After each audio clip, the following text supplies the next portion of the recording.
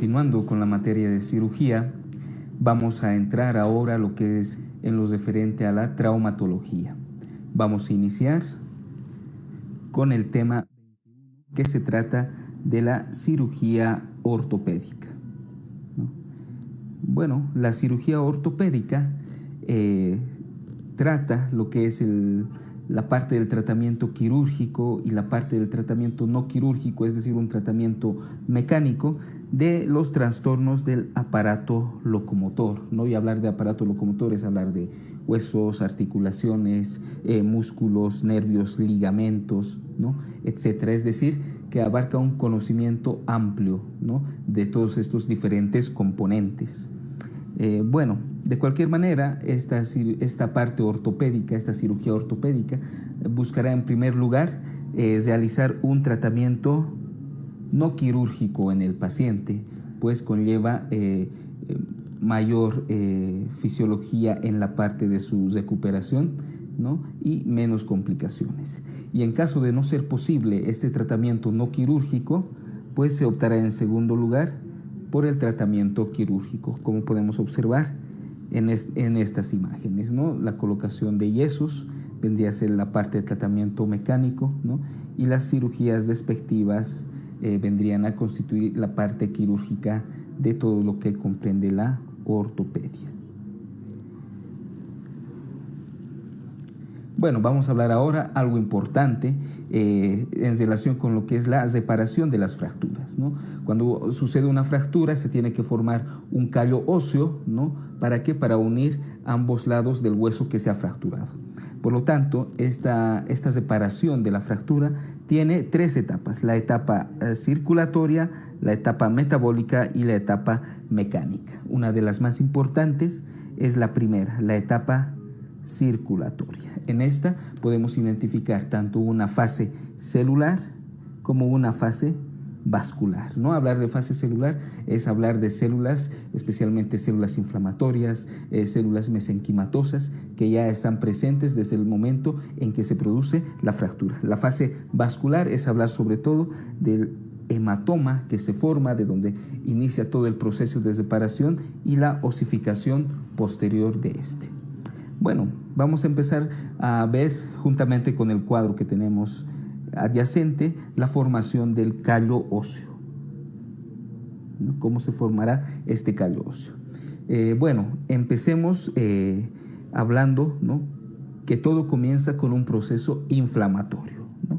Con la inflamación. Y hablar de un proceso inflamatorio es hablar de un hematoma, ¿no?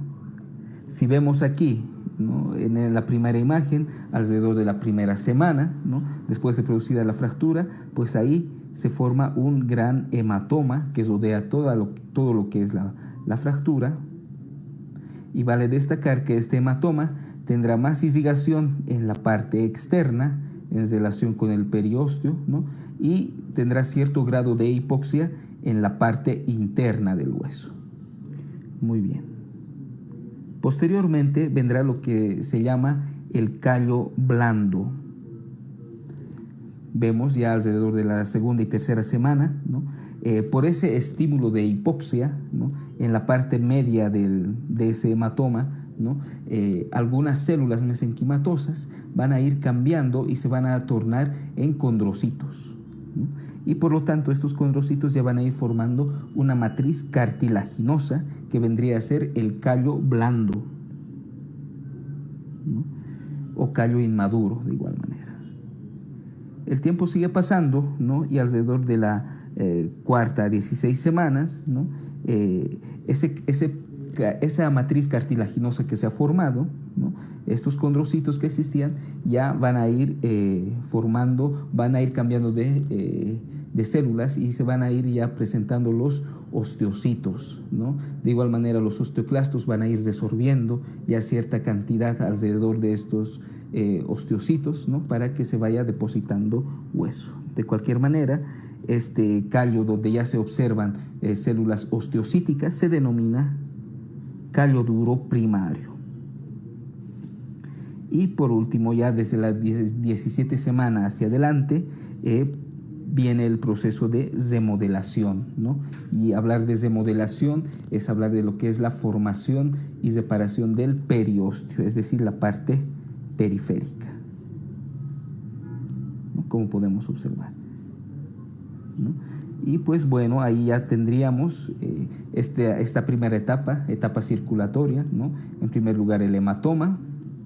En la parte interna, por esa hipoxia, se empezarían a ver tejido cartilaginoso, ¿no? Lo que forma el callo blando.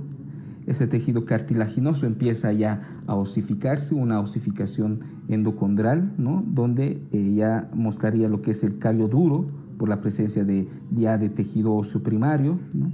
Y remodelación, donde ya empieza a formarse el periósteo alrededor de la fractura, ¿no? Esta es una parte importante que tienen que saberlo, especialmente en el día del examen. Posteriormente viene lo que es ya la etapa metabólica y la etapa mecánica. Por ejemplo, en la etapa metabólica, generalmente ya se empieza a acumular alrededor de todo este callo que se ha formado hueso laminar, es decir, sobre el periósteo, más láminas de periósteo, lo que va a reforzar el callo ya formado. De igual manera, va a haber mayor remodelación ósea, es decir, ese intercambio celular activo, ¿no? Y tanto mineral, ¿no? Que va a endurecer más el callo que se ha formado. La etapa mecánica se refiere a la síntesis de colágeno tipo 1, ¿no? Tipo 1 característico del hueso, ¿no? Sobre las líneas de tensión, ¿no? Que van a ir formando los sistemas de Havers. Y poco a poco ya se va a ir formando lo que es el hueso compacto en la parte externa y el hueso esponjoso en la parte interna. Entonces nos quedamos con este gráfico sobre la reparación de las fracturas. Muy bien, para que todo el proceso anterior suceda fisiológicamente en parámetros normales, ¿no? Vale destacar que existen algunos factores que favorecen la consolidación y también existen otros factores que dificultan esta consolidación.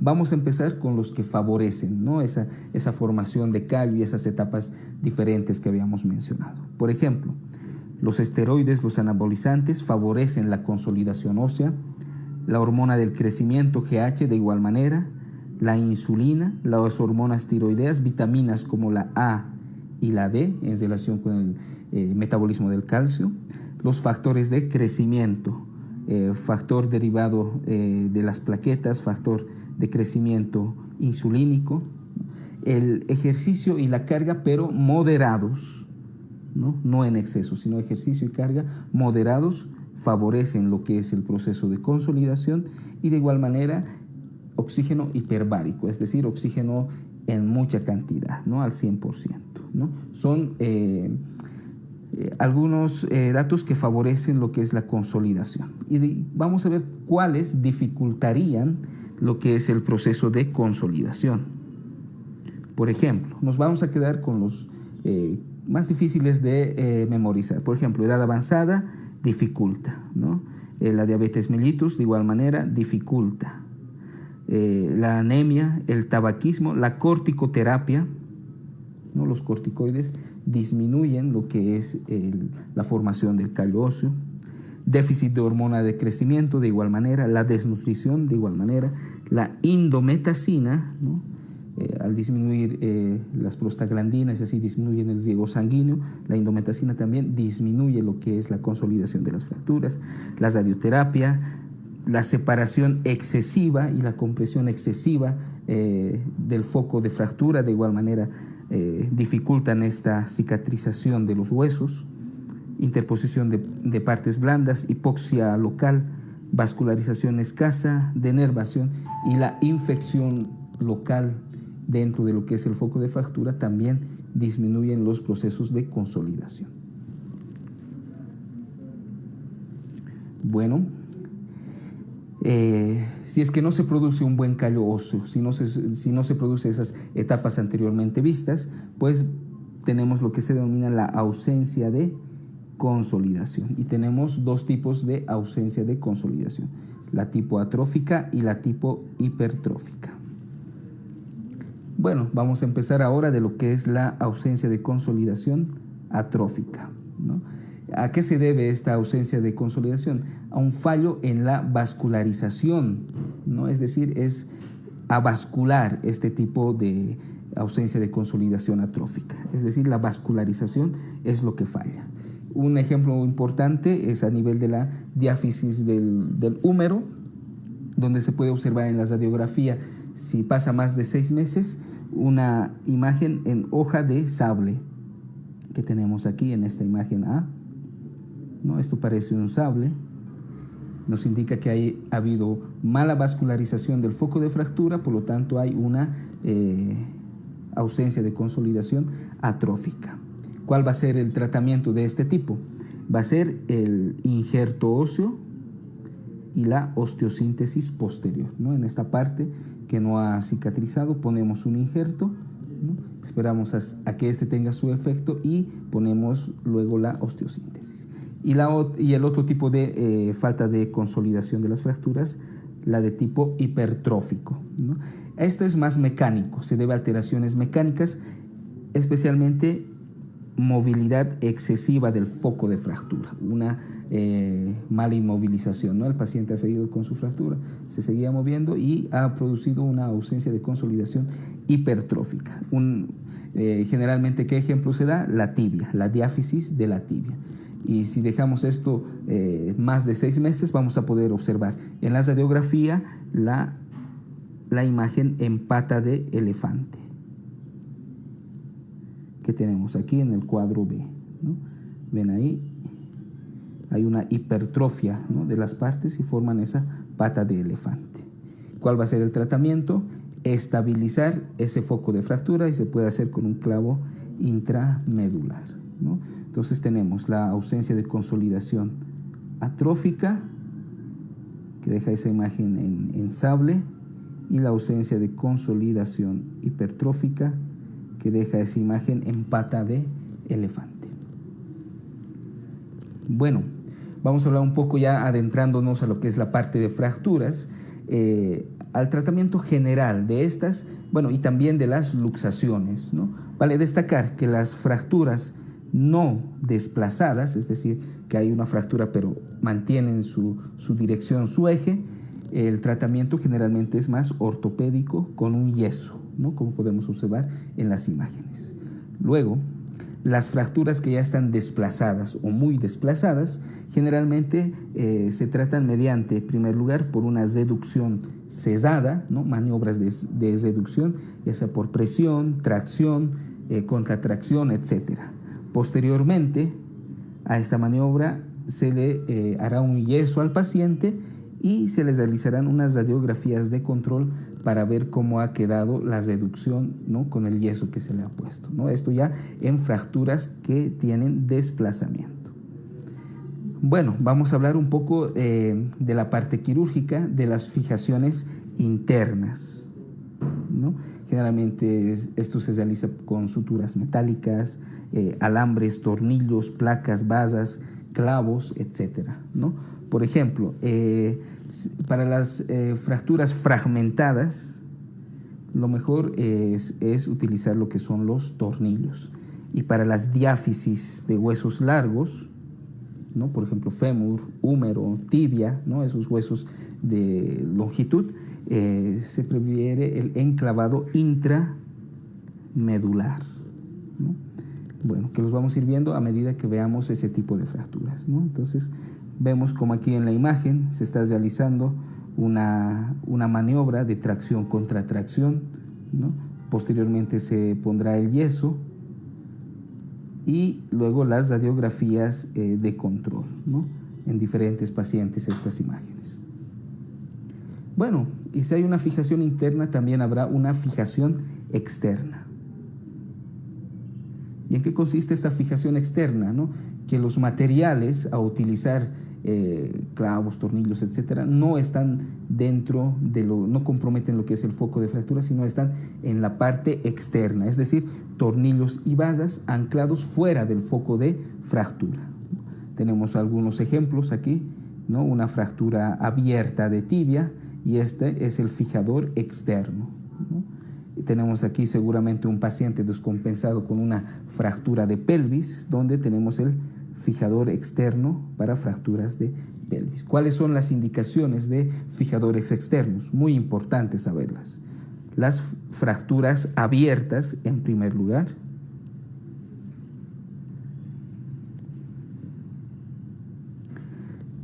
Como esta, ¿no? Como la de la imagen, la fractura abierta de tibia. Las fracturas de pelvis con descompensación hemodinámica, como la que hemos visto. Generalmente en las fracturas de pelvis hay un hematoma retroperitoneal que incluso puede pasar desapercibido. Entonces hay que estabilizar rápidamente al paciente por medio de un fijador externo. Posteriormente ya será la osteosíntesis interna respectiva, pero primero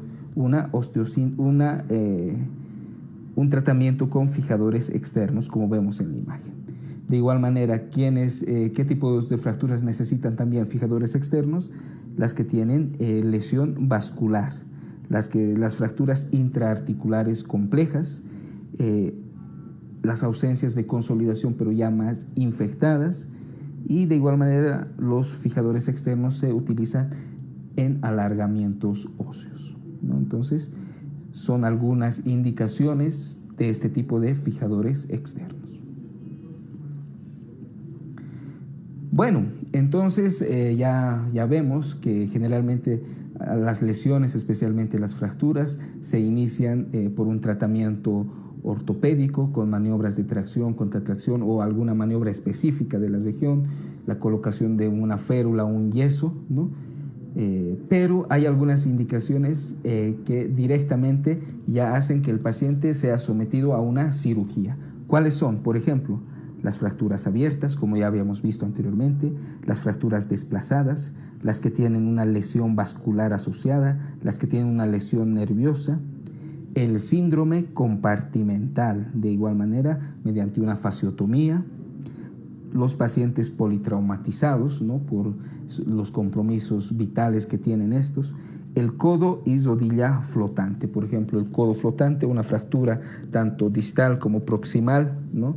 Antes y después de esta articulación, dejan un codo flotante. Lo mismo en la rodilla, son ejemplos de indicaciones de cirugía en las fracturas. Y otras que podemos apreciar son las siguientes. Cuando haya fracasado el tratamiento conservador, ¿no? Hacemos una cirugía. Fracturas patológicas, por ejemplo, un tumor óseo o una metástasis ósea, ¿no? Que al ya comprometer ese hueso permite su fractura, ¿no? Son fracturas patológicas, también son indicación de cirugía.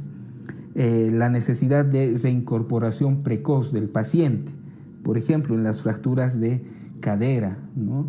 El paciente con fractura de cadera va a estar inmovilizado por mucho tiempo y en ese tiempo pueden aparecer úlceras por presión, neumonías, trombosis venosa profunda. Entonces, en este tipo de pacientes es mejor no hacer un tratamiento conservador, sino rápidamente un tratamiento quirúrgico para que empiece a movilizarse precozmente. Las fracturas también sometidas a mucha fuerza de separación, por ejemplo, la fractura de rótula merece un tratamiento quirúrgico. Luego, y toda fractura intraarticular, ¿no? De codos, rodillas, o sea, articulaciones muy móviles en el diario vivir, pues necesitan también un tratamiento quirúrgico para que la recuperación también sea más rápida y el paciente pueda tener funcionalidad más rápidamente. Bueno, vamos a ver ahora las complicaciones generales de las fracturas, ¿no? Como primera complicación vamos a hablar de las fracturas abiertas, ¿no? Se denomina fractura abierta cuando el foco de fractura, ¿no? Tiene contacto con el medio externo a través de una herida cutánea. Y esta herida cutánea se encuentra en el mismo segmento donde se ha realizado la fractura, como podemos observar en esta imagen. El hueso más afectado por estas fracturas abiertas es la tibia. La clasificación de Gustillo-Anderson se utiliza para este tipo de fracturas abiertas y las clasifica en 3 grados.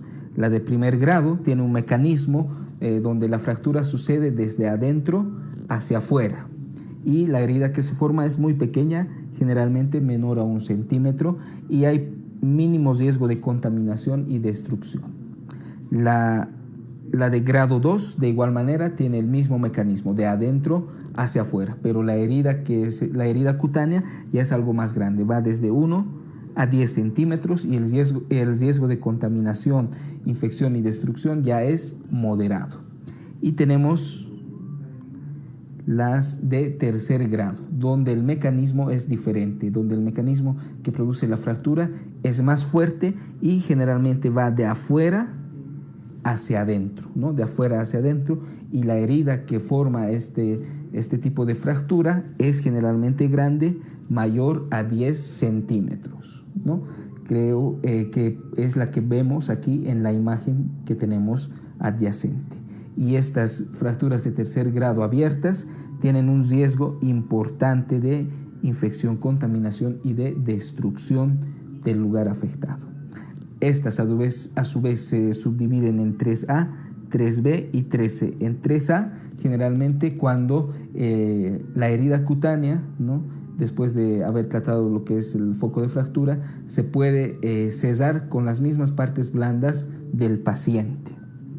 La 3B es cuando ya hay pérdida, ¿no?, de tejido blando adyacente y se necesita de colgajos y de injertos. Y la 3C es cuando ya hay una lesión vascular asociada. El tratamiento. ¿Cómo empezamos el tratamiento de una fractura abierta? Muy importante, con una exhaustiva limpieza y debridación, ¿no? Es el primer acto que tenemos que realizar ante todo paciente que veamos con una fractura abierta, una exhaustiva limpieza y debridación. Hay algo muy importante, empezar lo que es la antibioterapia intravenosa, cubriendo gram positivos, aquí por ejemplo cefalosporina para esto, y gram negativos los aminoglucósidos. No nos olvidemos de la terapia antitetánica, ¿no?, respectiva. Y si estamos hablando de fracturas abiertas, pues hay que inmovilizar el segmento afectado, especialmente con fijadores externos, ¿no?, como vemos en la imagen. Vale destacar que el uso de placas y tornillos está contraindicado en las fracturas abiertas. No se debe utilizar solamente de inicio los fijadores externos, ¿no? Tal vez luego un clavo intramedular, pero placas y tornillos estarían contraindicados.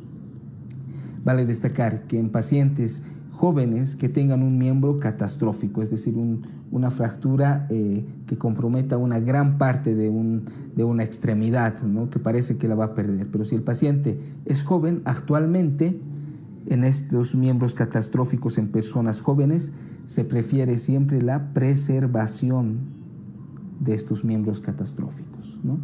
Antiguamente, ¿no?, si veían alguna extremidad así con una fractura abierta muy grave, ¿no?, directamente optaban por la amputación. Actualmente no, se tiende a lo que es la preservación del miembro catastrófico y evitar a toda costa la amputación, especialmente si el paciente es joven, ¿no? Pero hay algunos aspectos que aumentan el riesgo de amputación. Por ejemplo, los ancianos, cuando hay hipotensión vascular y una evolución mayor a 12 horas de la fractura que no haya sido tratada. Tenemos aquí un ejemplo de una fractura abierta en tibia, que es la región más susceptible a este tipo de fracturas. El tratamiento es respectivo, como podemos ver, mediante un fijador externo. Se han utilizado las mismas partes blandas para cesar la herida cutánea, por lo tanto sería una fractura tipo 3A de Gustillo-Anderson.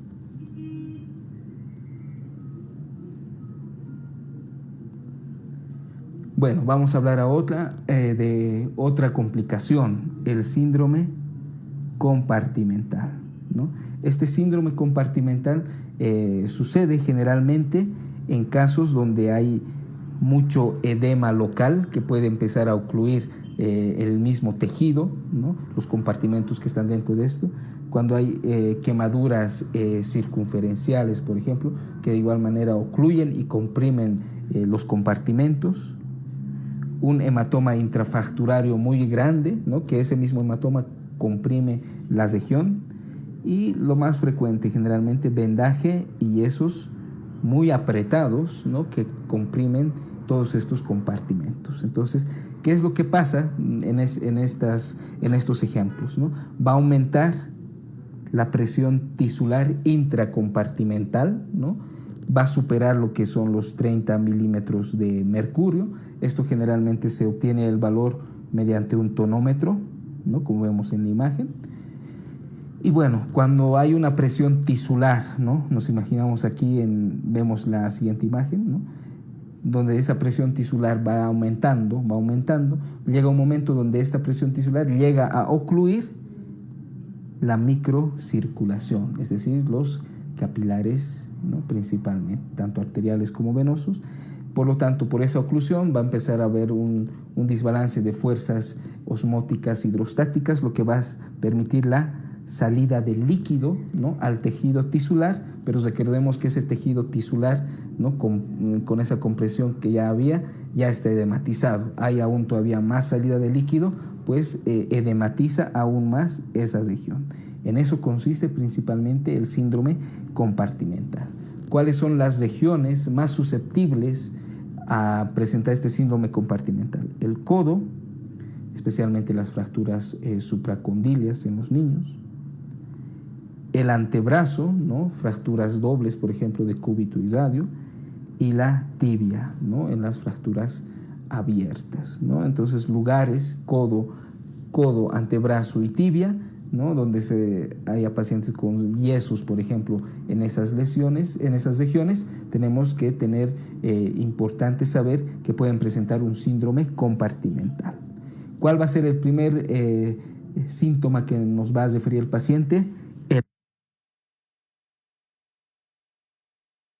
Y que generalmente aumenta con los movimientos, ya sean pasivos o activos, ¿no?, de la región afectada, ¿no? Y luego posteriormente vendrá esa edematización, etcétera, ¿no?, característica de este síndrome. Bueno, vemos aquí, ¿no?, esta imagen en este pie, lo ven edematizado, ¿no?, ahí. Ese es el síndrome compartimental. Seguramente ha tenido una fractura, alguna lesión o un yeso en este lugar, ¿no?, que ha ido comprimiendo, aumentando las presiones tisulares. ¿Cuál va a ser el tratamiento de este síndrome compartimental? Lo primero, sacar el yeso. Abrir el yeso y sacarlo totalmente y poner el miembro afectado en elevación, ¿no? Generalmente tendrían que responder a esto, ¿no? Esto es para facilitar el flujo arterial, el retorno venoso, ¿no? Y si no hay respuesta, se opta por la parte quirúrgica, que vendría a ser una fasciotomía urgente, que es lo que estamos viendo en esta imagen, ¿no? Este es el miembro afectado por un síndrome compartimental, véase el edema notorio, y se le hace una incisión ahí, una fasciotomía. ¿Para qué? Para poder descomprimir el compartimento afectado. Vale destacar también que por la afección muscular que puede ocurrir, por esa mioglobina que se va liberando de los músculos, ¿no?, esta puede llegar a formar una necrosis tubular aguda, ¿no?, por una mioglobinuria. Bueno, y vemos aquí en este pie que mencionábamos anteriormente, pues han hecho esas incisiones, ¿no?, esa fasciotomía, ¿no? ¿Para qué? Para tratar este síndrome compartimental. Pero ¿qué es lo que pasaría si hay un diagnóstico y un tratamiento tardío, ¿no?, de esta complicación? Pues ocurren algunas secuelas, y la principal es la contractura isquémica de Borgman, ¿no?, que la vemos en esta parte superior, ¿no?, donde podemos observar una extremidad con retracción, fibrosis y malposición, ¿no? Eso ya que no solamente se ha afectado la parte microvascular, sino ya ha llegado a la parte macrovascular e isquemia ya de varios segmentos. Bueno, otra complicación importante de las fracturas son las necrosis isquémicas vasculares, ¿no? Hay lugares en el cuerpo donde ya algunos huesos, ¿no?, formaciones óseas, tienen una escasa vascularización, ¿no? Y si sobre eso añadimos una fractura, ¿no?, que disminuye aún más el flujo sanguíneo en estos lugares, pues vamos a tener eso, una necrosis isquémica, ¿no?, por disminución del flujo sanguíneo, avascular en esas regiones susceptibles. Entonces, y generalmente esto, el paciente va a referir un dolor leve a moderado que él puede soportar aún en esos lugares. Bueno, ¿y qué lugares tenemos? Tenemos, por ejemplo, la cabeza femoral a nivel del escafoides, el escafoides proximal, ¿no? Como estamos viendo, esta parte no tiene mucha irrigación. La cabeza humeral, de igual manera, y el astrágalo. Y se forma un mnemotécnico, seca, ¿no? Seca. La cabeza femoral, el escafoides proximal, la cabeza humeral y el cuerpo del astrágalo, ¿no? Ya tenemos seca, que vendría a ser ese mnemotécnico para que recuerdes las regiones susceptibles a esta necrosis isquémica avascular. ¿Y cómo se tratan? Por ejemplo, si las regiones afectadas son las cabezas humeral y femoral, se optará por lo que son las prótesis. Si es el escafoides proximal, se puede utilizar artrodesis o injerto. Si es el cuerpo del astrágalo, de igual manera, artrodesis o ortesis de apoyo.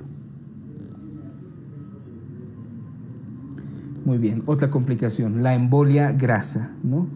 Como podemos observar, esto se da generalmente en los huesos largos de las extremidades inferiores, fémur, tibia, etcétera, ¿no? O en pacientes que han sido sometidos a enclavado intramedular, ¿no? Entonces tenemos ahí, recordemos en estos huesos largos, una médula ósea, ¿no? Que generalmente es más, sobre todo ya médula ósea amarilla, ¿no? Al haber una fractura, ¿no? Como vemos en la imagen, tenemos aquí la médula amarilla, ¿no? Se lesiona también lo que es la parte arterial y venosa, ¿no? Y este tejido graso de médula amarilla puede llegar a la circulación y ya una vez en la circulación producir este fenómeno de embolia grasa. ¿En qué tipo de pacientes también se puede observar esto? En pacientes que han tenido una fractura de huesos largos, ¿no? Y se les está derivando a otra región, ¿no? A otro hospital, ¿no? Pero no se ha hecho una buena estabilización de la fractura, ¿no? Generalmente el paciente se encuentra con un intervalo lúcido, se encuentra estable, ¿no? En un momento, y de repente, súbitamente, aparece una triada clásica: un distrés respiratorio, una disminución de conciencia y petequias a nivel conjuntival, a nivel del tórax, del cuello, de las axilas, ¿no? Tenemos aquí entonces en la imagen esa triada: insuficiencia respiratoria, un distrés respiratorio, ¿no? Afectación de la conciencia, ¿no? Porque también hay un embolismo graso a nivel cerebral, ¿no? Y esas petequias, especialmente conjuntivales, como podemos observar. Bueno, y al laboratorio, ¿qué es lo que se puede añadir? Si hay un distrés respiratorio, una presión parcial de oxígeno baja, menor a 60 milímetros de mercurio, anemia, trombocitemia. En la radiografía, como vemos aquí, en este síndrome de distrés respiratorio, hay nódulos pulmonares, ¿no? En ambos lados. Y el tratamiento generalmente se realiza en unidades de terapia intensiva, con aplicación de oxigenoterapia, corticoides endovenosos y, lo más importante, una estabilización precoz de la fractura que ha originado este síndrome de embolia grasa. Otra complicación de las fracturas, el síndrome de dolor regional complejo, o también llamada distrofia simpático-refleja de Sudeck, ¿no? Como este último nombre implica, hay una hiperactividad simpática relacionada a este síndrome de dolor regional complejo. ¿En qué casos se va a dar? Por ejemplo, en traumatismos, en infartos agudos de miocardios, lesiones neurológicas adyacentes, en infecciones, fármacos y inmovilizaciones prolongadas, o generalmente no se detecta la causa y pueden ser idiopáticas, ¿no? Vale destacar que existe un síndrome de dolor regional complejo tipo 1 y un síndrome de dolor regional complejo tipo 2. En el síndrome de dolor regional complejo tipo 1 no hay lesión de nervio periférico, pero sí en el de tipo 2 sí hay una lesión del nervio periférico. Y clínicamente hablando, se pueden observar 3 fases en este síndrome, ¿no? Una fase aguda, ¿no? Donde existe especialmente subefacción, edema, ¿no? Dolor de la región. Posteriormente vendrá la fase distrófica, donde de igual manera hay edema, pero ya el miembro está más rígido, ¿no? Y hay mucho dolor a nivel de la piel. Y la parte atrófica, como su nombre lo indica, ya hay contracturas fijas, atrofia muscular, atrofia de los vellos, de las uñas, ¿no? Y de los pliegues cutáneos, ¿no? Entonces son las 3 fases de este síndrome de dolor regional complejo. Si les realizamos a este tipo de pacientes una radiografía, ¿no? Puede haber una osteoporosis moteada en algunas partes, ¿no? Que si pasa el tiempo ya se va a hacer una osteoporosis difusa en toda la región afectada. Y el tratamiento es multidisciplinario, con fisioterapia, bloqueo anestésico, fármacos, calcitonina, psicofármacos, simpatectomía, ¿no? Es un poco difícil de tratar este síndrome, pues conlleva ese sistema simpático, ¿no? Hiperactivo, ¿no? Entonces, estos vendrían a ser los datos más importantes de este síndrome de dolor regional complejo. Bueno, ahora vamos a ir viendo las lesiones más frecuentes de la extremidad superior, ¿no? Y vamos a empezar esto con lo que es la fractura de clavícula, ¿no? La fractura de clavícula, como ustedes están viendo, sucede especialmente en el tercio medio de la clavícula, ¿no? Este tipo de fractura es más frecuente especialmente, es el tipo de fractura más frecuente en el recién nacido, ¿no? Especialmente al pasar el canal del parto. Y el tratamiento, como ven en esta imagen, es más ortopédico, con un vendaje en 8, ¿no? Y generalmente con esto hay una estabilización de la clavícula afectada, ¿no? Y bastaría con esto. En caso de haber más segmentos afectados, también se puede recurrir a la parte quirúrgica. Luego, la luxación acromioclavicular, ¿no? Que lo vamos a ver en temas siguientes. Bueno, otra lesión característica que se da en el miembro superior es el síndrome de atrapamiento subacromial, ¿no? Este síndrome de atrapamiento subacromial es la causa más frecuente de hombro doloroso, ¿no? Tenemos ahí un espacio, el espacio subacromial. Por este espacio pasan lo que son los tendones, varios tendones, los tendones del manguito rotador y la porción larga del bíceps. En pacientes que hacen mucho uso de esta articulación y por la misma degeneración de este espacio, ¿no? Va a haber presencia de estrechamientos, osteofitos, ¿no? Y disminución de la vascularización. El paciente se va a quejar de mucho dolor, un dolor mecánico principalmente, ¿no? En los movimientos, y se va a dar lo que es el signo de Neer, donde el paciente no va a poder elevar más la extremidad afectada. Ese es el signo de Neer. Si le ponemos anestésico local, va a calmar el dolor y sí va a poder hacer. Esto es el test de Neer. Bueno, y el tratamiento de este síndrome de atrapamiento subacromial empezará siendo un tratamiento conservador, ¿no? Con infiltración de corticoides o de anestésicos, ¿no? Pero generalmente se recurre al tratamiento quirúrgico en casos de rotura aguda, ¿no? Especialmente el tendón del supraespinoso, que es el más afectado, ¿no? Por estar en íntima relación con el acromio, ¿no? Se puede romper y esto amerita cirugía. Y los casos que no respondan al tratamiento conservador anteriormente mencionado también ameritan cirugía. Luego, la luxación de hombro también es otra patología frecuente que se le va a ver posteriormente. Bueno, también son frecuentes las fracturas de la diáfisis humeral, ¿no? Como vemos en esta imagen, pueden haber fracturas espiroideas o oblicuas, ¿no? Esta, por ejemplo, es oblicua, ¿no? Este es de tipo espiroideo, ¿no? Generalmente estas fracturas oblicuas y espiroideas se tratan con un yeso colgante, el yeso colgante de Caldwell, ¿no? Como vemos en la imagen. Pero también existen algunas fracturas donde el trazo no es ni oblicuo ni espiroideo, sino es transverso, como vemos aquí. En estas fracturas transversas de la diáfisis humeral, el tratamiento es conservador, ¿no? Se puede utilizar tal vez un clavo intramedular, ¿no? Pero están contraindicados, a contrario de los anteriores, los yesos colgantes.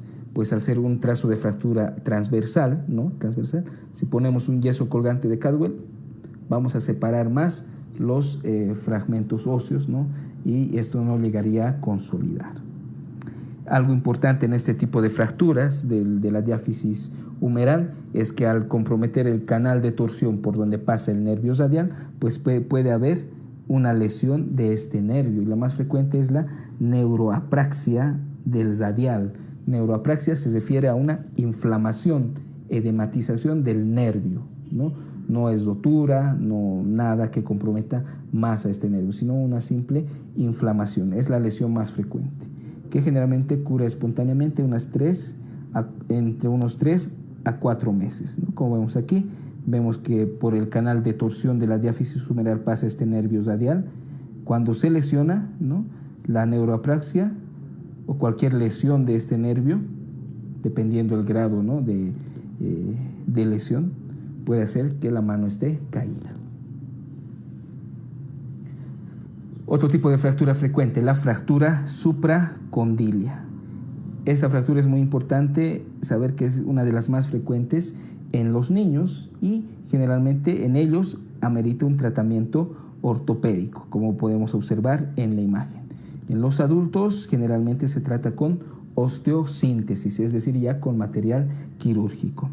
¿Qué complicaciones puede tener? Alteraciones nerviosas y vasculares, el síndrome compartimental, muy frecuente en este tipo de fracturas supracondilias, consolidaciones viciosas y miositis osificante. Entonces, recalcar, ¿no?, que el síndrome compartimental, ¿no?, como vemos aquí, es de frecuente aparición en estas fracturas supracondilias, ¿no? Vemos esta es la parte del húmero, ¿no?, la región supracondilia, ¿no?, en la radiografía lateral y en la anteroposterior.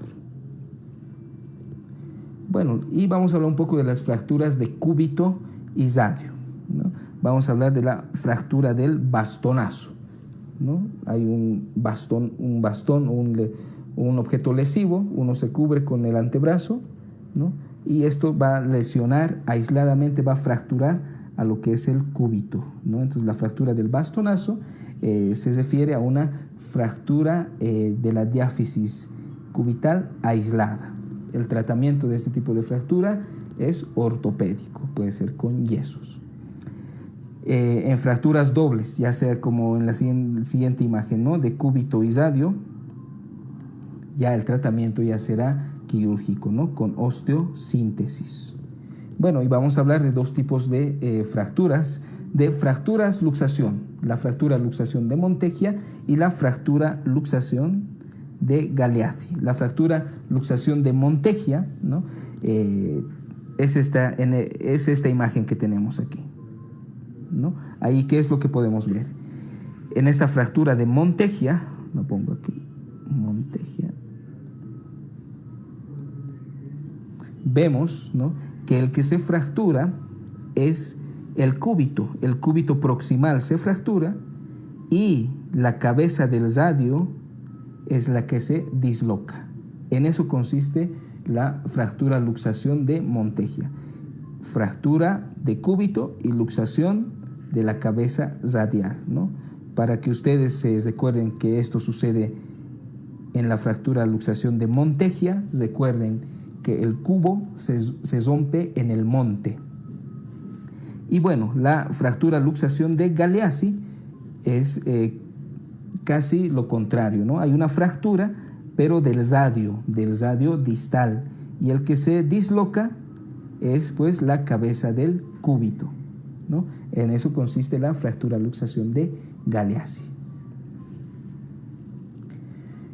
Bueno, vamos a hablar ahora de una fractura muy frecuente, las fracturas del tercio distal de esadio. Y en la fractura de este tercio distal de esadio, la más frecuente es la fractura de Coles, ¿no? Es la más frecuente. Generalmente, como vemos en esta imagen, la metáfisis distal es la que sufre el trazo de fractura, ¿no? Y el fragmento distal, ¿no? La parte distal afectada, generalmente se desvía en supinación un poco hacia dorsal y hacia radial, ¿no? Es decir, sobresale un poco a manera de un dorso de tenedor, ¿no? Entonces recuerden, en supinación hacia dorsal y hacia radial, para que ustedes se recuerden, en la fractura de Coles, la parte distal afectada, se desvía en sudor, supinación dorsal y hacia radial, ¿no? Y lo que le da un aspecto en dorso de tenedor, ¿no? El tratamiento generalmente es ortopédico. La fractura de Coles generalmente se puede resolver con un tratamiento ortopédico, ¿no? Una buena reducción, ¿no? Posteriormente un yeso y una radiografía de control, ¿no? Pero hay algunos datos que nos indican que amerita un tratamiento quirúrgico. ¿Cuáles? Por ejemplo, cuando hay mucha inestabilidad. Y hablar de inestabilidad, ¿qué es? Es cuando hay una angulación dorsal mayor a 20 grados, ¿no? Es decir, hay mucha sobresalencia de un segmento, cuando el radio está acortado más de 1 centímetro y cuando hay conminución importante, ¿no? A nivel del hueso afectado, que vendría a ser el radial. Todo esto amerita un tratamiento quirúrgico, ¿no? Pero generalmente recordemos que la mayoría se trata ortopédicamente, ¿no? A menos que tenga uno de los datos de inestabilidad ya mencionados. Bueno, y tenemos otra fractura, la fractura de Goiran-Smith. Generalmente, otros lo llaman la fractura de Coles invertido, ¿no? Pues sucede diferente, ¿no? La fractura de Coles, por ejemplo, sucede cuando caemos sobre las eminencias de la mano, otros lo llaman el talón de la mano, ¿no? Cuando caemos ahí y hacemos un movimiento de palanca, sucede la fractura de Coles. Mientras que la fractura de Goiran-Smith sucede con la mano en flexión, ¿no? O sea, todo lo contrario. Y la imagen que da es la de pala de jardinero, otros la llaman Coles invertido, y generalmente es de tratamiento quirúrgico con osteosíntesis. Entonces ahí tenemos la fractura de Coles en dorso de tenedor y la fractura de Smith en pala de jardinero. Bueno, y ahora vemos rápidamente lo que son las fracturas de la mano, ¿no? Empezamos que puede haber fracturas de las falanges, ¿no? De las falanges de los dedos. Esto generalmente se lo trata con una sindactilia, ¿no? Que consiste en poner una férula en el dedo afectado, ¿no? Pero también unirla al dedo que está normal, ¿no? Para que haya una buena estabilización, ¿no? Esto siempre seguido de una movilización precoz. La fractura del cuello del quinto metacarpiano, o también fractura del boxeador, como vemos aquí en esta imagen, ¿no? Ven aquí, ese es el cuello del quinto metacarpiano que está fracturado. Esto sucede en el momento de dar un golpe, ¿no? Donde por mecanismos se fractura este cuello del quinto metacarpiano, es la fractura del boxeador. Y algo importante, la fractura del escafoides, ¿no? Bueno, de igual manera, la fractura de escafoides, al igual que Coles, ¿no? Sucede cuando el paciente cae sobre el talón de la mano, ¿no? Y generalmente esto con la muñeca extendida. Y algo importante, el dolor va a estar, si hay una fractura de escafoides, el dolor, como vemos en la imagen, va a estar a nivel de la tabaquera anatómica. Incluso si la fractura no desplaza segmentos óseos, puede pasar desapercibida generalmente en un primer tiempo a la radiografía, ¿no? Por lo tanto, el tratamiento generalmente de estas fracturas no desplazadas de inicio es con yeso durante unas 8 a 10 semanas, ¿no? Y si ya es muy desplazada, generalmente ya se utiliza lo que es la reducción y la osteosíntesis, ¿no? Pero de cualquier manera, si al principio no es identificable esto con las radiografías, iniciamos con un yeso en el paciente y lo volvemos a reevaluar en una semana aproximadamente, volvemos a sacar la radiografía y generalmente ya en estas radiografías subsecuentes ya se puede observar, ¿no?, el trazo de fractura y ya veremos si está desplazada o no y qué tratamiento. Continuamos con yeso o realizamos osteosíntesis. Vale recordar que la parte proximal del escafoides es susceptible a esa necrosis avascular. Bueno, el pulgar del esquiador. Generalmente esto sucede al separar forzadamente el primer dedo, ¿no?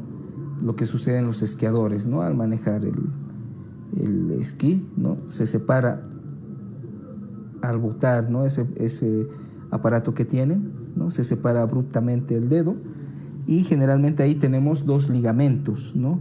Los ligamentos colaterales, ¿no? Tanto radial como cubital, ¿no? Al hacer una separación excesiva, el ligamento colateral cubital es el que se encuentra aquí adentro, es el que se afecta, ¿no? Se puede llegar a lesionar. Por lo tanto, hay lesiones completas y lesiones incompletas de este ligamento. Si las lesiones son incompletas, el tratamiento puede ser conservador.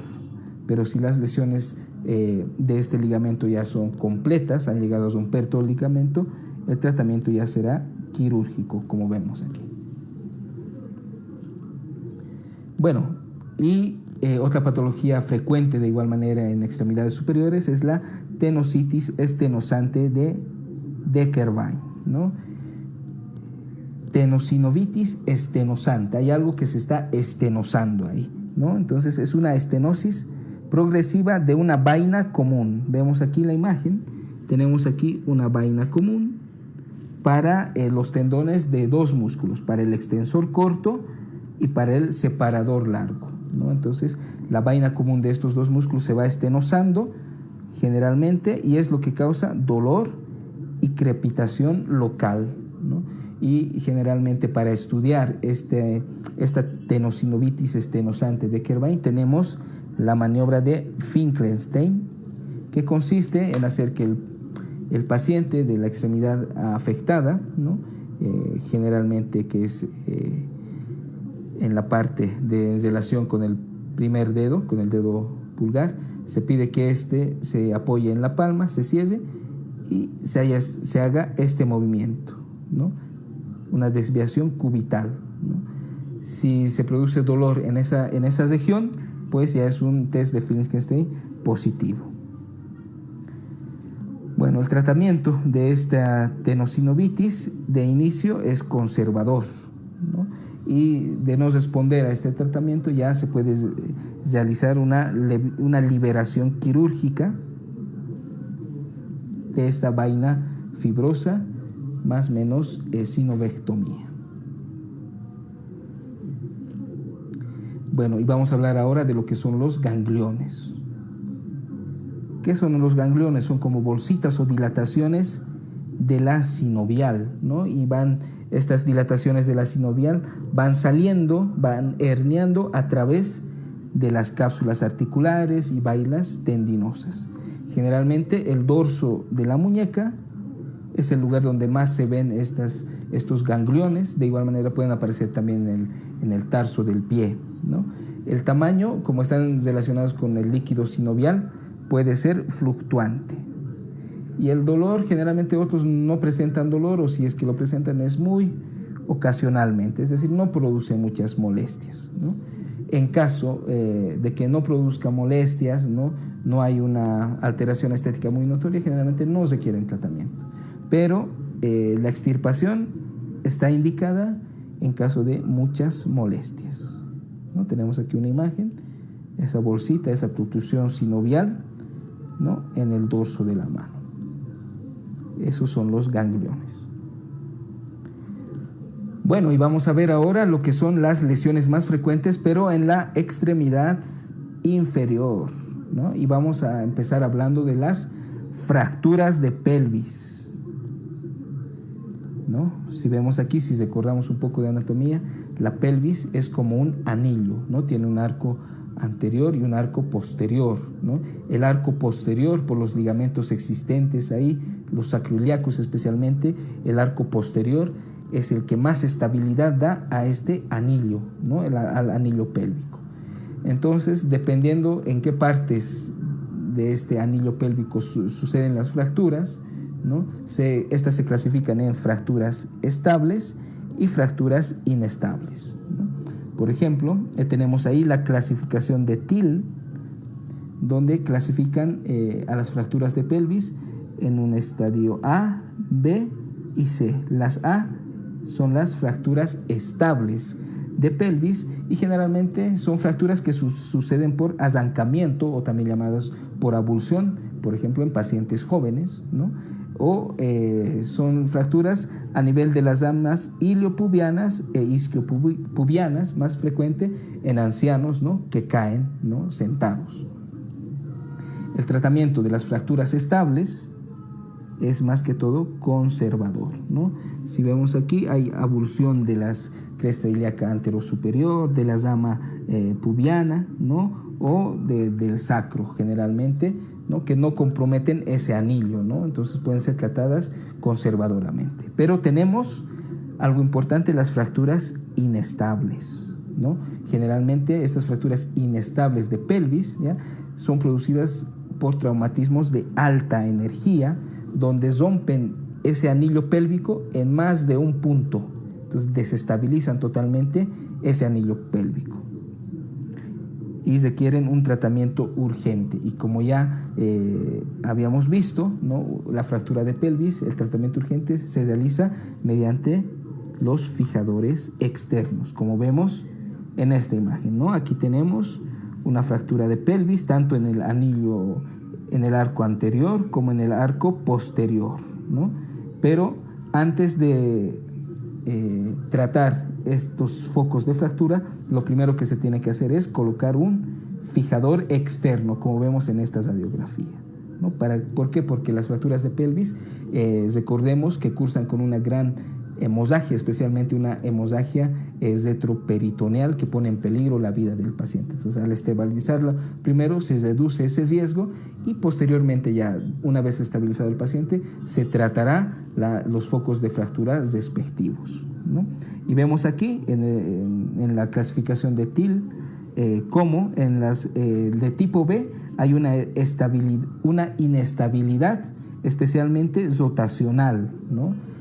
Hay una afectación parcial, especialmente del arco posterior, que más estabilidad le da, ¿no? Hay una afectación parcial, como podemos ver. Y en las fracturas inestables de pelvis, en la clasificación TILC, vemos cómo el arco posterior, ¿no? De este anillo pélvico generalmente ya está totalmente afectado y tenemos otras fracturas en otros puntos, ¿no? Es decir, esto le va a dar una inestabilidad total a este anillo pélvico, tanto rotacional como vertical.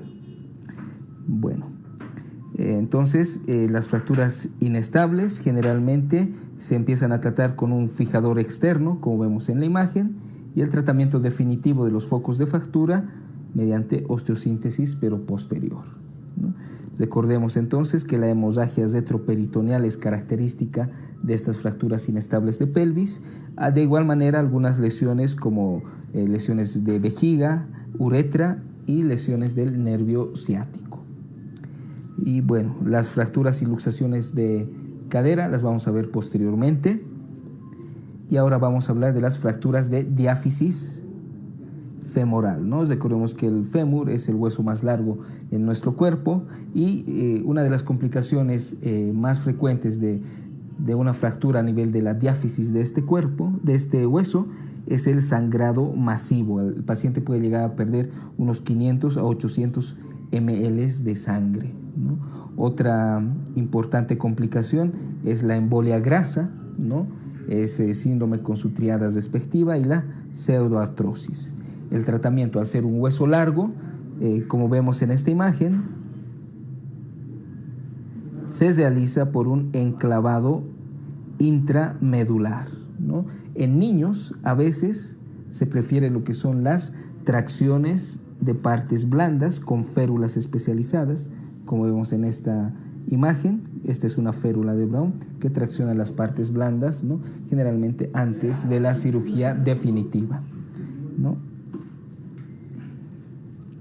Bueno, vamos a hablar ahora de las lesiones meniscales o de los meniscos. Generalmente estas se hacen, ¿no?, estas lesiones por rotación de la rodilla en flexión y con carga, ¿no? Algo importante, las lesiones meniscales van a producir desame articular, sí, pero un desame articular progresivo, ¿no? Un desame articular seroso progresivo entre 18 hasta 24 horas, ¿no? Eso es muy característico de la lesión de los meniscos. El paciente puede referir dolor a nivel de la interlínea posterior de la rodilla, ¿no? Puede haber algunos chasquidos cuando flexiona la rodilla y hay cierta inestabilidad en la rotación de la pierna, una rotación aumentada generalmente. Si vemos en esta imagen, tenemos aquí el menisco externo, menisco interno, en las tres imágenes, ¿no? Menisco externo, interno, menisco externo, menisco interno. Por ejemplo, tenemos aquí un colgajo en el menisco externo. Luego tenemos aquí una rotura del cuerno posterior en el menisco interno. Y aquí tenemos una lesión en asa de cubo, en asa de balde, de igual manera en el menisco interno, ¿no? De estas lesiones que podemos observar, la lesión del cuerno posterior del menisco interno son las más frecuentes. El tratamiento, generalmente en el tratamiento se trata de preservar la mayor cantidad de tejido meniscal, ¿no? Y teniendo esto en cuenta, tenemos lo que son las menisectomías parciales, la sutura meniscal, el trasplante meniscal, es decir, tratamos de mantener tejido meniscal viable por medio de esas técnicas mencionadas anteriormente. Bueno, vamos a hablar ahora de las lesiones de los ligamentos de la rodilla. Recordemos que en la rodilla hay ligamentos cruzados y ligamentos laterales, tanto externos como internos. Vamos a hablar de una lesión importante, la lesión del ligamento cruzado anterior, ¿no? Generalmente esto sucede en lesiones donde hay una hiperextensión, ¿no?, de la extremidad afectada con un valgo sostenido. Valgos, recordemos que son las piernas en X, es decir, hacia adentro, ¿no?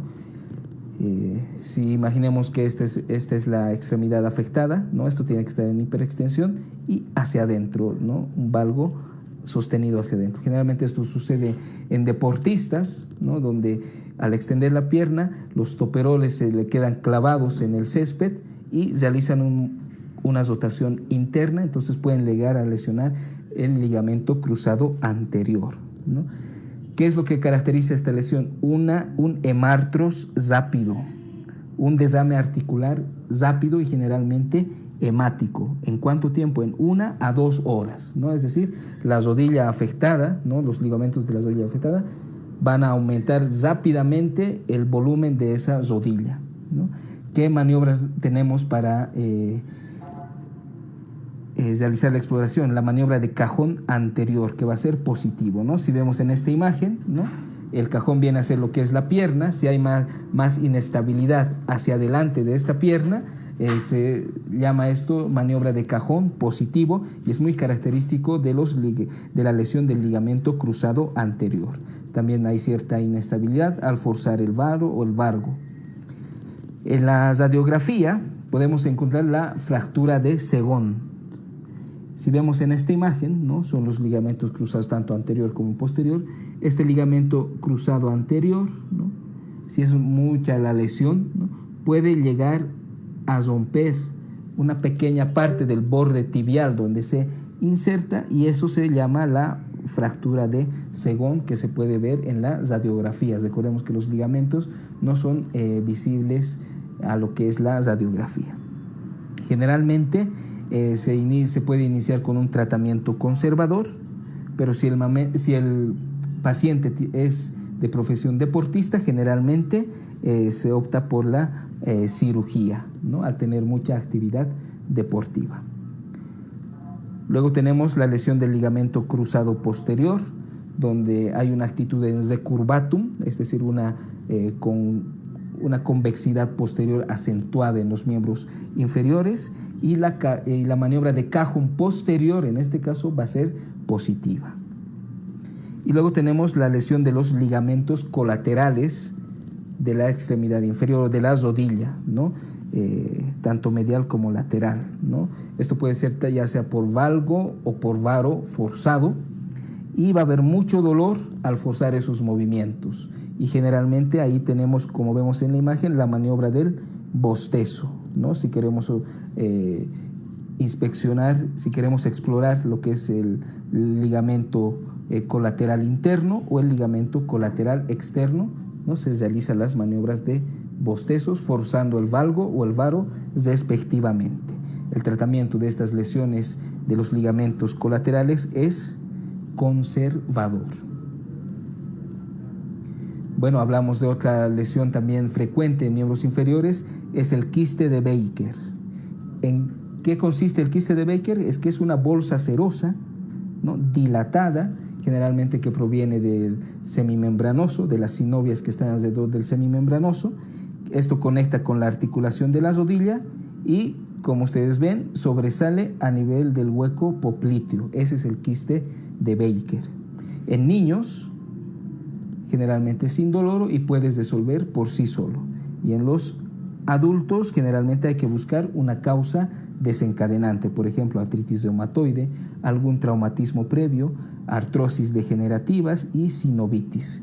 Por lo tanto, en adultos primero se tratará esas causas, ¿no? Y luego se realizará el tratamiento del quiste de Baker en sí, que generalmente es un tratamiento quirúrgico que consiste en extirparlo, ¿no? Entonces vemos aquí en las imágenes como las sinovias van protruyendo por la región posterior, forman este quiste de Baker, y tenemos el quiste de Baker muy notorio a nivel del rombo popliteo. Bueno, vamos a ver ahora lo que es la fractura de rótula, ¿no? Vemos aquí en esta imagen que hay varios trazos fracturarios que puede haber, una transversal no desplazada, desplazada, solamente del polo posterior, con minuta, etcétera, ¿no? Vertical, ¿no? Pero de cualquier manera, la fractura transversal de rótula, es decir, esta, es la más frecuente. Recordemos que la rótula está sometido a grandes fuerzas de tracción, tanto distales como proximales, ¿no? Por el tendón de la rótula y el músculo cuádriceps, ¿no? Si hay una fractura de esta, pues generalmente ambos segmentos separan con mucha fuerza esta rótula y pueden llegar a separarla, ¿no? El tratamiento generalmente es quirúrgico, se realiza un cerclaje en obenque, ¿no? ¿Para qué? Para poder soportar esas fuerzas de tracción, ¿no? Vemos aquí una radiografía lateral donde se encuentra el trazo fracturario transversal, ¿no? Y este es el tratamiento quirúrgico, ese cerclaje en obenque, ¿no? Para resistir las presiones que tiene esta rótula afectada.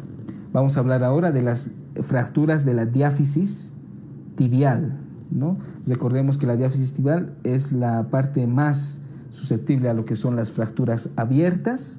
También el síndrome compartimental se presenta mucho en estas regiones, como al igual que la pseudoartrosis.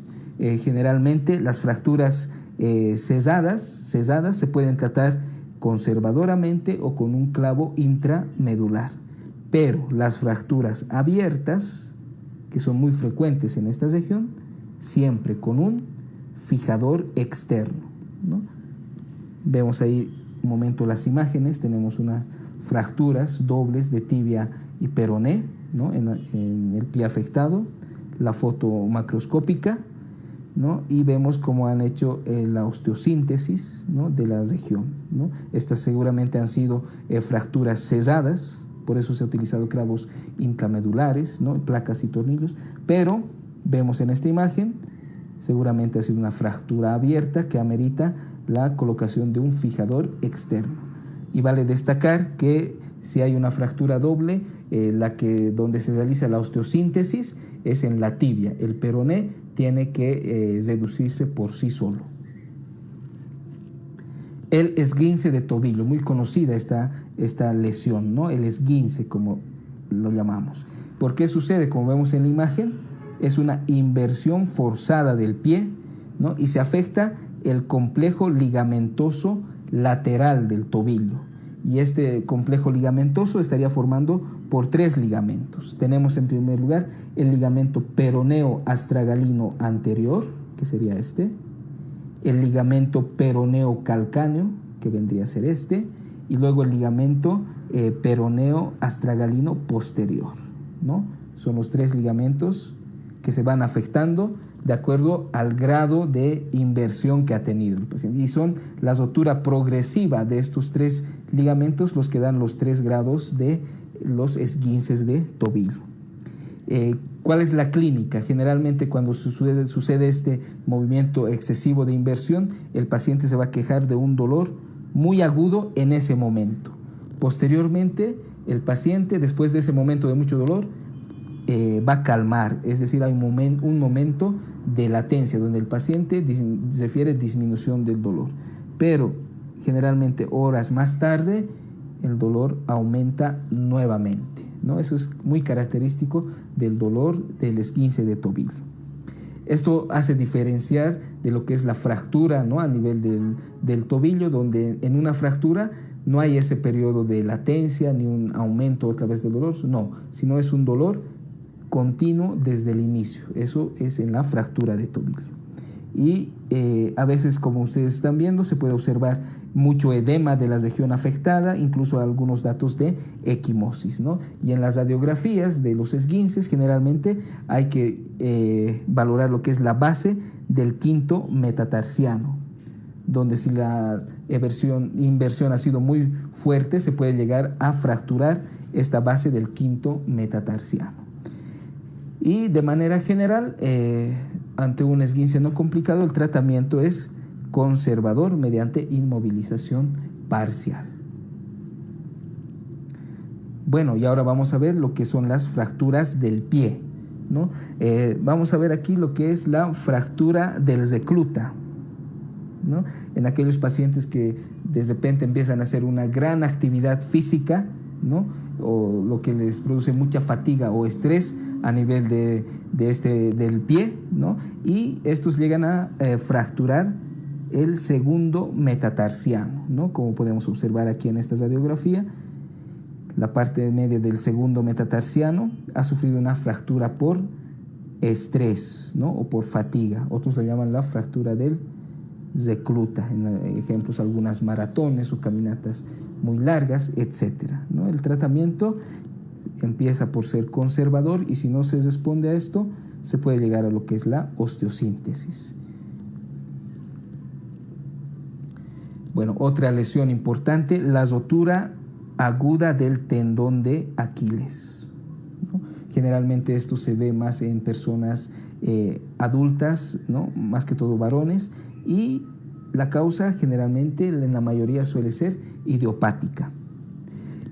Algunas veces se lo puede relacionar con la toma previa de quinolonas, por ejemplo, roturas o tendinosis previas en estos pacientes, ¿no? Entonces hay que preguntar los antecedentes de toma de fármacos como quinolonas o si ha tenido otras roturas previas. Y generalmente hay una triada que caracteriza a esta rotura aguda del tendón de Aquiles. 1. El signo de la pedrada. ¿En qué consiste esto? Que el paciente va a sentir un dolor agudo en esa región como si le hubiesen lanzado una piedra directamente ahí, ¿no? Lo que va a dificultar los movimientos de flexión del pie afectado. En segundo lugar, el signo del hachazo, ¿no? Vemos la imagen, cómo va a estar roto el tendón de Aquiles. Por debajo de esa rotura va a haber una depresión cutánea, como vemos aquí. Ese es el signo del hachazo. Y tenemos una maniobra de Thompson negativa. La maniobra de Thompson consiste en presionar lo que son los gemelos, la parte posterior de la pierna, y lo normal es que los dedos de la pierna se flexionen cuando haya esta compresión. Esa es la maniobra de Thompson. Como hay una rotura del tendón de Aquiles, al hacer esta maniobra de Thompson no habrá esa flexión de los dedos, por lo tanto será una maniobra de Thompson negativa. Bueno, y generalmente se puede realizar un tratamiento ortopédico de inicio en estos pacientes, con yesos, ortesis de apoyo, etcétera, pero generalmente se prefiere lo que es la parte quirúrgica, la tenosafia del tendón de Aquiles, como vemos en esta imagen. ¿Para qué? Especialmente para evitar recurrencias, ¿no? o rupturas nuevas. Muy bien. Esas vendrían a ser las lesiones más frecuentes tanto en extremidades superiores y en extremidades inferiores. Y ahora vamos a ver algo importante, lo que son los tumores óseos más frecuentes, ¿no?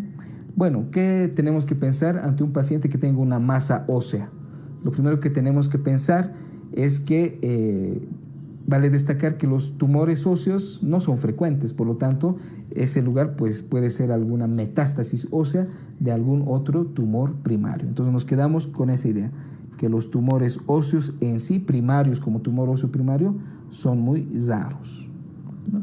Algunas características radiológicas, por ejemplo, las lesiones benignas generalmente tienen bordes bien contorneados, es decir, imágenes geográficas, ¿no? Y las lesiones, los tumores malignos, generalmente ya son más infiltrantes, más permeables, ¿no? Más destructivos, los patrones radiológicos que pueden presentar. Generalmente un tumor óseo que afecta algún hueso, ¿no? Puede debilitarlo en primer lugar y hacer susceptible a fracturas a esa región ósea. Es lo que se denominan ya fracturas patológicas, ¿no? O secundarias a algún proceso óseo. Y vale destacar que hay tumores que generalmente se presentan sobre todo en epífisis, como por ejemplo el osteoclastoma, o también llamado tumor de células gigantes, el condroblastoma y el osteocondroma. Esto en las epífisis, ¿no? Entonces tenemos aquí el osteoclastoma, el condroblastoma y el osteocondroma. Para recordarse, en las epífisis, oco. En las metáfisis, los quistes óseos y los sarcomas.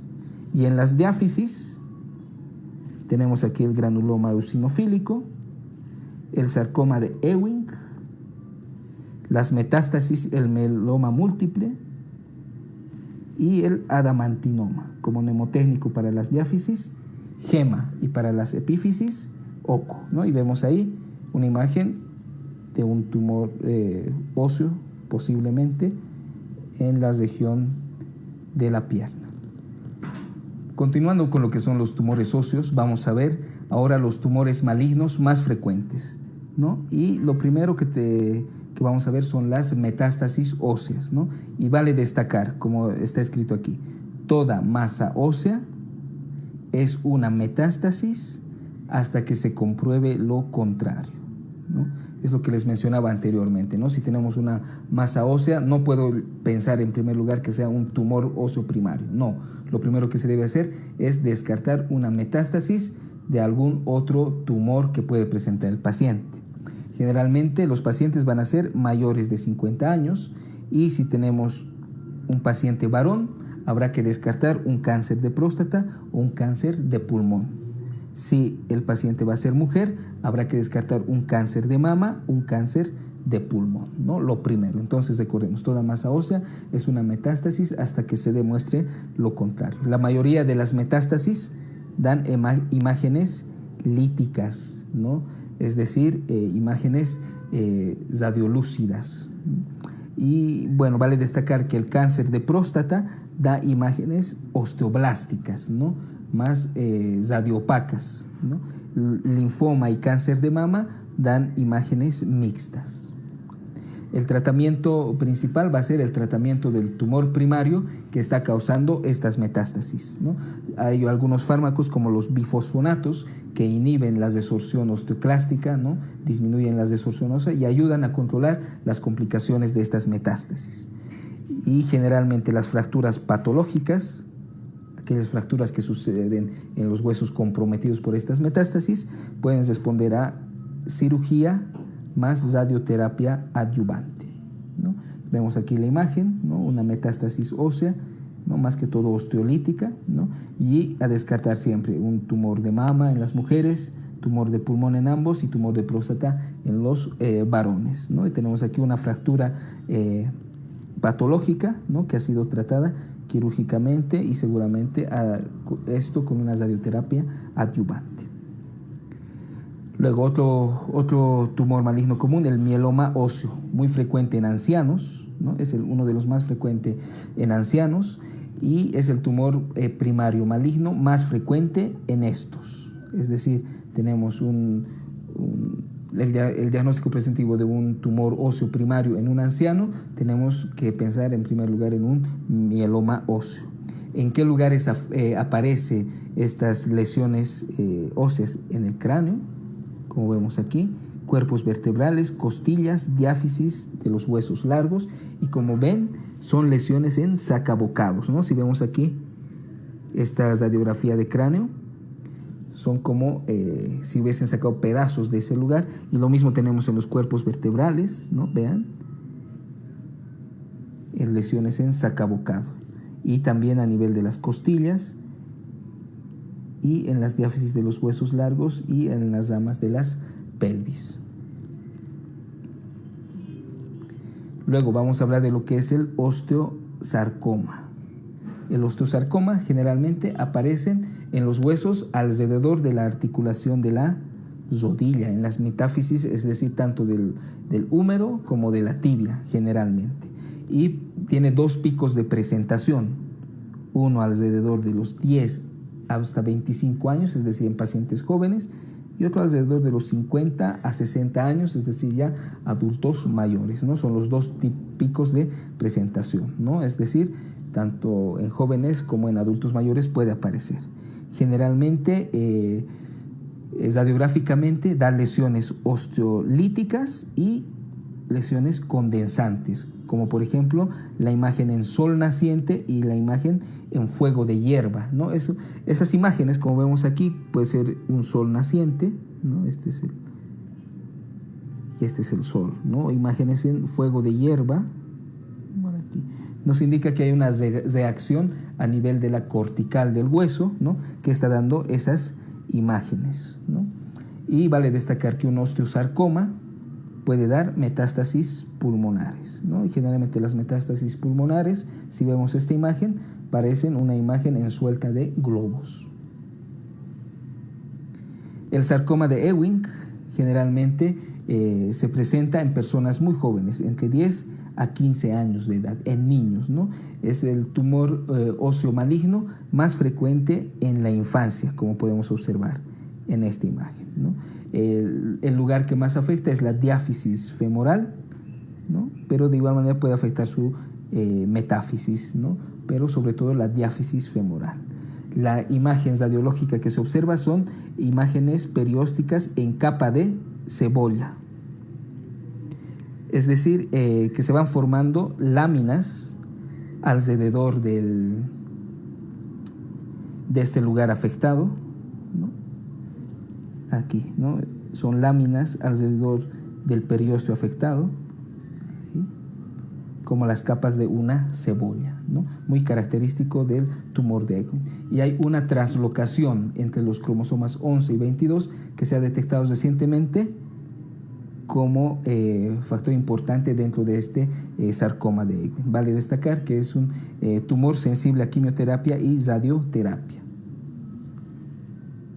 El condrosarcoma, más que todo se presenta en adultos entre 30 y 60 años, puede presentarse a nivel axial, cintura pélvica, cintura escapular, metáfisis de huesos largos, es decir, una localización variada, y lo que nos da algo importante es radiológicamente la imagen en sal y pimienta, ¿no? Condrosarcoma, es decir, hay una parte de cartílago presente, ¿no? Las lesiones en sal y pimienta, la sal vendría a ser esas partes cartilaginosas y la pimienta, las partes líticas más oscuras a la radiografía. Algo importante, este condrosarcoma es resistente a quimioterapia y radioterapia, es decir, radioterapia es resistente, quimioterapia resistente, el condrosarcoma. Y estas son las imágenes radiográficas que tenemos de ese tumor. Bueno, y los tumores benignos, tenemos ahí especialmente el osteocondroma. Este osteocondroma es el tumor primario benigno más frecuente. Generalmente aparece en lo que son las metáfisis. Y algo característico de este tumor es que va creciendo mientras el paciente vaya también creciendo, ¿no? Cuando detiene su crecimiento este osteocondroma, cuando el paciente deje de crecer, ¿no? Es decir, pase lo que es la adolescencia. Radiográficamente se lo ve como una excrescencia sésil o pediculada. Produce generalmente pocos síntomas. Si produce síntomas va a ser debido a compresión de lugares adyacentes, ¿no? Y generalmente si no presenta síntomas, generalmente no requiere tratamiento, ¿no? Y si los síntomas son muchos, ya se puede optar por una resección quirúrgica, y generalmente esto tendría que ser después de que el paciente haya pasado su edad de crecimiento, es decir, haya pasado la adolescencia. Entonces, el osteocondroma vendría a ser el tumor benigno más frecuente, especialmente en personas jóvenes. Y bueno, este habría sido un pequeño resumen de lo que es en general la cirugía ortopédica. Espero les sirva para su repaso.